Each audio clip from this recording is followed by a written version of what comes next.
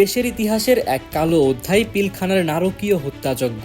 রহস্যজনক ওই ঘটনায় নির্মম মৃত্যু হয় ৫৭ সেনা কর্মকর্তার। গেল ১৫ বছরেও সুরাহা না হওয়া এই হত্যাকাণ্ডের পেছনে দেশি বিদেশি ষড়যন্ত্র উদ্ঘাটনে এবার নড়ে চড়ে বসেছে সরকার। অপরাধীদের চিহ্নিত করতে গঠিত জাতীয় তদন্ত কমিশন গণবিজ্ঞপ্তি আহ্বান করেছে। ৫ আগস্ট স্বৈরাচার আওয়ামী সরকারের পতনের পর গঠন করা হয় অন্তর্বর্তীকালীন সরকার।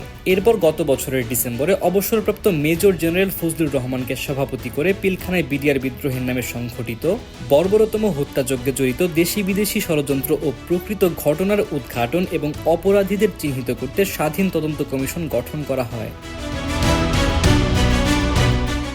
ঘটনার সত্য তথ্য জানার উদ্দেশ্যে বিডিআর হত্যাকাণ্ড বিষয়ক তদন্ত কমিশনের ওয়েবসাইটের মাধ্যমে তদন্ত কার্যক্রমের সহায়ক তথ্য দিয়ে কমিশনকে সাহায্য করার জন্য গণবিজ্ঞপ্তি জারি করা হয়েছে।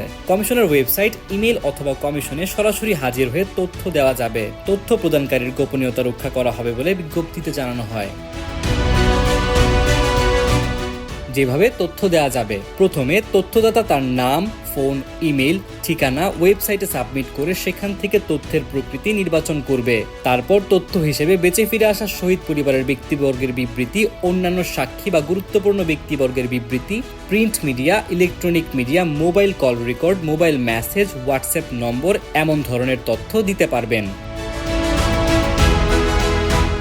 পিলখানায় সংঘটিত হত্যাকাণ্ডের ঘটনার ১৫ বছর পর অন্তর্বর্তী সরকার জাতীয় স্বাধীন তদন্ত কমিশন গঠন করেছে।